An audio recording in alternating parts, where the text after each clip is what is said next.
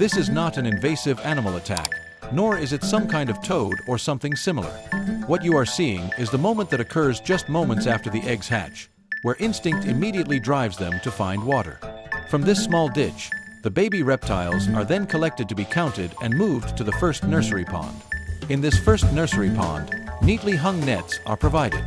The rough, easy-to-grip texture of the nets serves as a place for them to perch and take in oxygen longer, without having to exhaust themselves floating. Then, once they are large enough, they can be transferred to the main nursery pond. In Guangdong, China, Asiatic softshell turtle eggs are hatched using sand media arranged on tiered shells. The eggs from this breeding center take 40 to 50 days until the hatching moment shown at the beginning occurs. And in the nursery pond, they will be raised for 10 to 14 months before finally being ready for harvest.